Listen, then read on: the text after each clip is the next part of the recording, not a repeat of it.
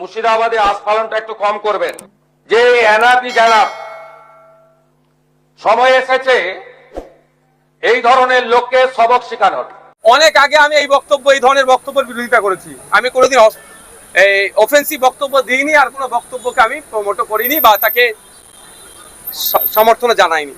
হুমায়ুন কবির বলছেন যে সংখ্যালঘুদের মানে অধিকার খর্ব করা হচ্ছে, এই ব্যাপারে কি বলবেন? এটা দ্বিমত হওয়ার কোনো জায়গাই নাই। কিন্তু সংখ্যালঘুদের অধিকার খর্ব করা হচ্ছে মানে রাগ হচ্ছে, রাগের জ্বালা মিটাবার জন্য চারটে গরম গরম কথা বললে অধিকার ফিরে আসবে না। সায়েন্টিফিক ওয়েতে যেতে হবে, নির্দিষ্ট পরিকল্পনা করে এগোতে হবে। কোন জায়গা থেকে অধিকার কাটছে সেইগুলো সে অধিকারটা না কাটতে পারে, তার জন্য অ্যান্টিডট কি আছে। চারটে গরম কথা বললে অধিকার ফিরে চলে আসবে না। হুমায়ুন কবির বলছেন যে আমি মুসলমানদের সাথে নিয়ে রাস্তায় নেমে সেটা ভেঙে দেবো, এই শব্দটাকে, এই বাক্যটাকে আপনি কি সমর্থন? কোনোদিন সমর্থন করতে পারি না। এক নম্বর কথা। দ্বিতীয় নম্বর কথা, মুসলমানদের কেন ঢুকাচ্ছেন? ওনার দলটা কি শুধু মুসলমানদের জন্য তৈরি আছে? আমার যতটুকু জানা মতে ভারতবর্ষে এমন কোনো রাজনৈতিক দলকে election commission of India registration দেয় না কোনো একটা নির্দিষ্ট ধর্মবর্ণ জাতের জন্য, ধর্মের জন্য যদি তৈরি হয়। একটা সম্প্রদায়কে উনি একেবারে অন্যায় কাজের দিকে উদ্বুদ্ধ করছেন। সে মমতা ব্যানার্জির দলে তো মানে মমতা ব্যানার্জির কথা মনে পড়ে যাচ্ছে। সে কোনো না কোনো একটা যেমন টার্ন হচ্ছে, এটা আমি পক্ষ নিতে পারছি না, এর বিরুদ্ধে আমি। স্যার বলছি ইউসিসি বিল নিয়ে যেভাবে সংখ্যালঘুদের মধ্যে আশঙ্কা তৈরি হয়েছে, সেটা নিয়ে কি বলবেন? আজকে আলোচনা ছিল, আজকে ওনারা আলোচনা রাখেনি, পরবর্তীতে আলোচনা হবে। যখন আলোচনা হবে বিধানসভার মধ্যে আলোচনা করব, তার পরবর্তীতে আপনাদেরকেও জানাবো। আপনারা নিশ্চিন্ত আমরা এর বিরুদ্ধে ইউসিসি নামিয়ে যে চালানোর চেষ্টা, এর বিরুদ্ধে আমি দুটো ডেটা দেবো, দুটো প্রশ্ন ছুড়ে দিচ্ছি। ইউসিসি নিয়েছে এটা বোঝাতে যাচ্ছে তালাকটা নিয়ে। অলরেডি 2017 সালে সুপ্রিম কোর্ট ইনস্ট্যান্ট 3 তালাককে ব্যান করেছে। আবার ইউসিসির প্রয়োজন কি? তারপরেও বলছি, ভারত সরকারের কাছে এমন কোন সরকারি তথ্য আছে দেখাতে পারবে তালাকের উপরে? তাকে দিতে বলুন। আর দ্বিতীয় কথা হচ্ছে বহু বিবাহ। এক কথা যে সব পাখি পাঁচ খায় আর মাছ খায়, মাছ রাঙার দোষ হয়। ডেটা দেখুন, ধর্মীয়গত অবস্থান দিকে আর সামাজিক অবস্থান দিকে মুসলমানরা একা যদি থাকে আমাকে বলবেন। ডেটা দিয়ে কথা বলতে হবে, ডিটেলসটা হবে যখন ইউসিসি বিল আসবে, চর্চা যখন হবে তখন বলবো। মুখ থুবড়ে পড়বে, যে কটা অভিযোগ আনছে সে কটা অভিযোগ করবো। 3 নম্বর কথা বলি, যে বলা হচ্ছে মুসলিম মহিলাদেরকে নাকি, মুসলিম পার্টিকুলার নয়, মহিলাদেরকে নাকি করা হবে, সম্পত্তি সমান ভাগ দেওয়া হবে। আমি একটু বলে দিই, মুসলিম মহিলা 4 টাইমস বেনিফিট পায় সম্পত্তি থেকে, as daughter, as wife, as mother, as sister. 4 times মুসলিম ধর্মীয় রীতি অনুযায়ী তারা বেনিফিট পেতে পারে।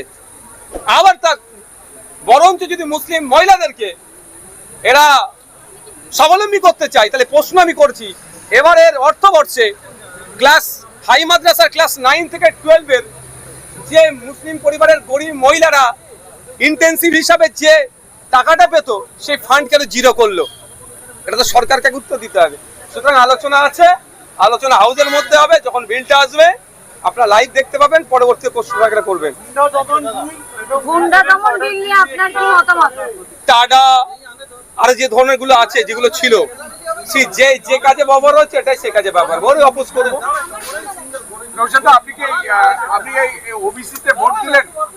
ওবিসি যে অ্যামেন্ডমেন্ট নিয়ে এসছে, অ্যামেন্ডমেন্টের বিরুদ্ধে আমি ভোট দিচ্ছি। ডিভিশনটা আমারই চাওয়া।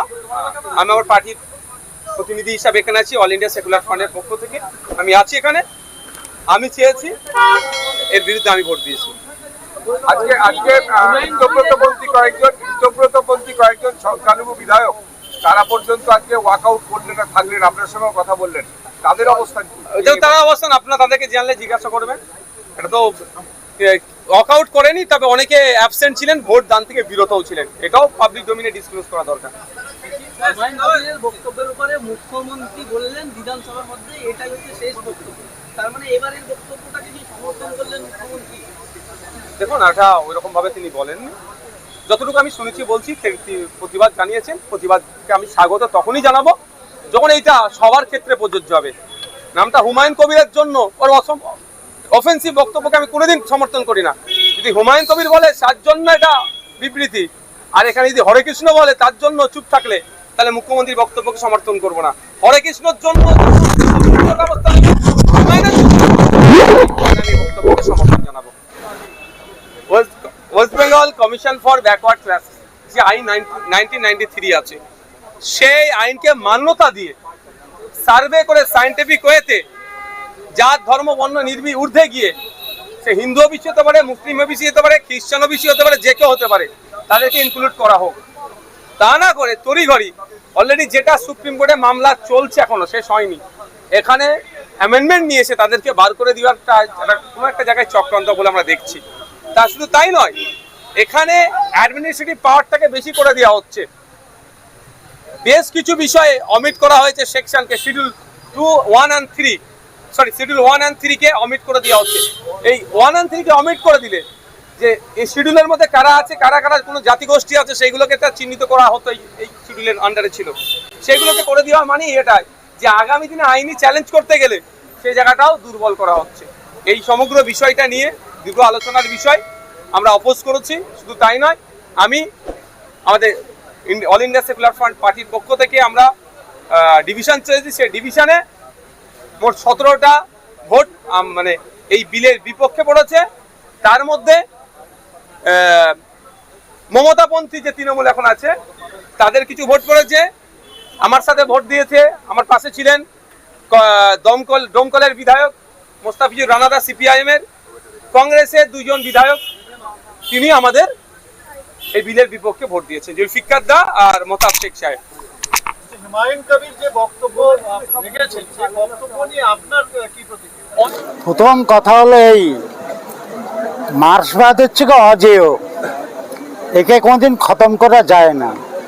এটা খতম হয় তখনই যখন মার্ক্সবাদ সম্পর্কে নিজেদের দলের মধ্যে একটা অংশ বিভ্রান্তি ছড়িয়ে চেষ্টা করে ক্ষমতা কুক্ষিগত করার জন্যে, তখন স্বাভাবিক কারণে গরিব মানুষ যারা সচেতন নাগরিক তারা মুখ ফিরিয়ে নেয়।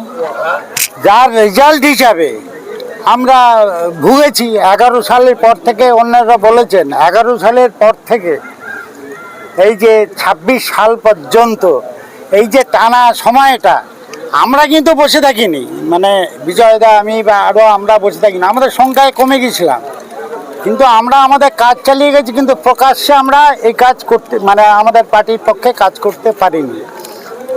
তাহলে কথা হলো এটাই যে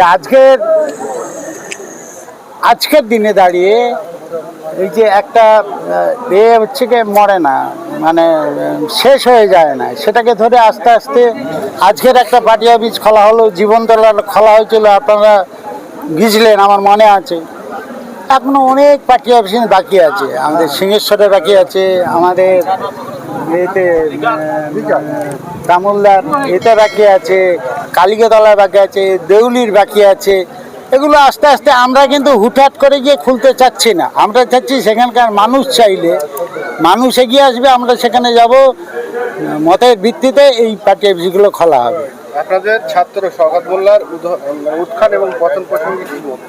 হ্যাঁ, একটা কথা হচ্ছে কি কমিউনিস্ট পার্টিতে ছাত্রগুরু বলে কোনো জিনিস হয় না, কমিউনিস্ট পার্টিতে যোগ্যতা অনুযায়ী কাজ হয়, কিন্তু আমাদের বিশ্লেষণের অনেক অভাব ছিল, মানে ঠিক যোগ্যতা বলতে কি কমিউনিস্ট পার্টি করতে গেলে যে নিরিখটা থাকা দরকার ছিল, যে জায়গায় গেলে তার নেতৃত্ব দেওয়া উচিত ছিল, সেই পর্যন্ত আমরা ঠিক চেক আপ করিনি। ফলে গিয়ে যে বাঁদরের গলায় হচ্ছে মুক্তোর মালা পড়েছে, তো বাঁদরের গলায় মুক্তোর মালা পড়লে যা হয় তাই হয়েছে, সাধারণ মানুষের দুঃখ কষ্ট নেমে এসছে এবং মানুষের কথা বলার অধিকার কেড়ে নিয়েছে। সে আমরা একটু সরাসরি পার্টি করি, আমাদের করলে দুঃখ নেই, সাধারণ মানুষের হচ্ছে মুখের কথা কেড়ে নিয়েছে, কিছু করতে দেয়নি, এই হচ্ছে গিয়ে হাল হয়েছে।